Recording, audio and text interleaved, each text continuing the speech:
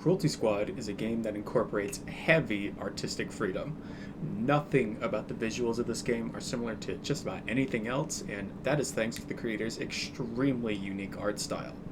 There's maybe 4 whole areas in this game where things could be seen as fairly normal to real life architecture or, real art that's hanging in a museum somewhere, but you'll struggle to find any other similarities. For example, let's take a look at the first 2 available missions that any player will be familiar with: Cruelty Squad Headquarters and Pharmacokinetics.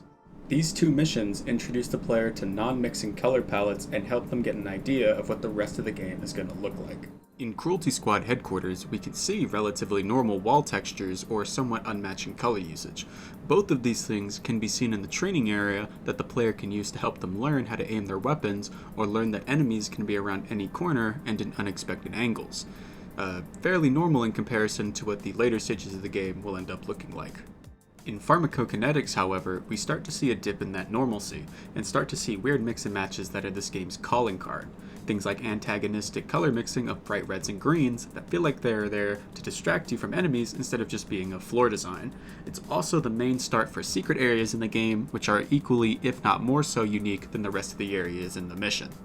The next mission we'll be taking a look at is Mall Madness, or as it's known by the characters, and I'm not joking, the Cancer City Mega Mall.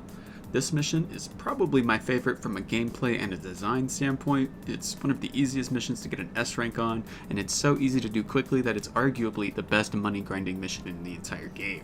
There's tons of things to explore, and it has the funniest texture in the game.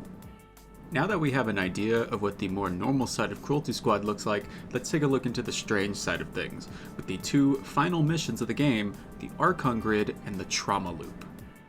The Archon Grid is the first main ending a player will unlock if they haven't beaten Cruelty Squad Headquarters on Hope Eradicated difficulty yet, which, depending on your knowledge of the game, is either the first ending people go for or the second. The Archon Grid is the first mission to take a massive leap in both level design and textures used, from the maze of grid crabs to the constantly moving walls with a ghostly flesh texture over it. It's also where we meet the original final boss of the game, Abraxas. The true final level of Cruelty Squad is the Trauma Loop, a massive map at seemingly the very end of the timeline your character plays through. Here, we see floors and walls covered in bugs and castle-like structures as you move towards the end of the mission. At the very end and very bottom of the map is a giant warping sphere that is heavily guarded by extremely fast golems and a unique super enemy called a God Mech, which is a variant of the normal necromechs that you would see throughout the Mall Madness mission. Touching the giant sphere completes the mission and starts the final cutscene of the game. Here, at the very end of the world, your character ascends to seemingly godlike influence and power. Your character is disgusted by the decay and rot of the world, and thus you end the world's existence, effectively resetting the universe of Cruelty Squad. And that's about it. I know the video was short, but I didn't really want to cover each mission in detail, as I feel that if you wanted to see the rest of the weird visuals of this game, you could dive deeper into that detail for yourself. When I had made that first Cruelty Squad video, I really didn't think I'd make another.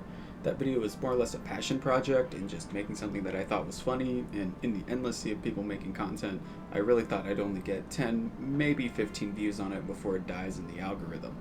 But not only did I get more than that, I hit nearly 10 times more than what I expected. I was dumbfounded that people actually watched my content. After this though, I'm not going to make another Cruelty Squad related video. There's already tons of in-depth videos on it that would be near impossible to compete within the algorithm, so I'll expand my horizons and maybe my game library at the same time. That, however, is for future me to figure out and to be concerned with. For now though, thanks for watching, like and subscribe if you liked what you saw, and stay tuned for whatever slop I decide to release next. Peace.